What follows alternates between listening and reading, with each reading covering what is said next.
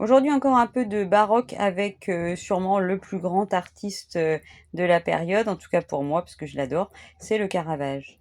Il est au baroque ce que Michel-Ange est à la Renaissance. Il partage d'ailleurs ce même prénom de Michel-Ange.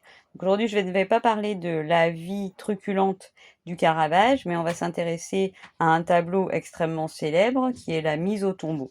Il s'agit d'un retable, c'est une commande pour l'église Chiesa Nuova de Rome, et c'est une œuvre qu'il a peint vers 1602 et qui a été extrêmement bien reçue par l'église.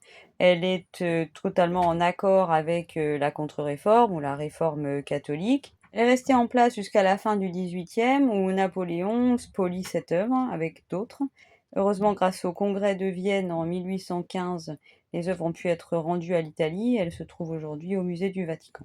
Le Caravage se sentait lié à l'œuvre de Michel-Ange et nous remarquons qu'il s'est ici inspiré quelque peu de la Pietà, sculpture réalisée en 1498 par Michel-Ange. Observons en détail la mise au tombeau. De la même manière que dans l'œuvre de Michel-Ange, on remarque que le corps du Christ est mou. Et de manière très réaliste, il paraît très difficile à porter, ici par Jean et Nicodème. Notons comment Jean, qui est derrière, a la main dans la plaie du Christ, comme s'il la réouvrait par inadvertance. Nicodème, lui, nous regarde et est planté dans le sol pour réussir à porter le corps du Christ. Il est intéressant de noter que Nicodème a été le premier à peindre le Christ, et peut-être nous avons ici une mise en abîme. Nicodème serait le Caravage.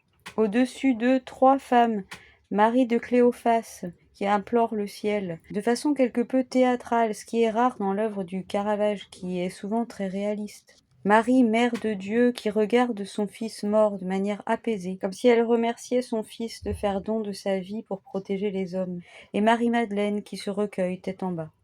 Remarquons la noirceur du calvaire qui contraste avec le linceul du corps du Christ, qui est en contact avec une plante vivace, peut-être signe de la résurrection.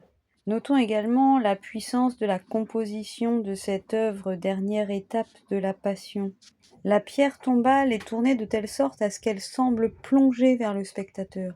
Et les personnages sont répartis selon des lignes de force qui commencent en bas à droite. Chacun représente un rayon qui va former un arc de cercle. Cette œuvre magistrale a donné lieu à de nombreuses reproductions, comme des hommages. Notons par exemple l'œuvre de Rubens, peinte en 1612.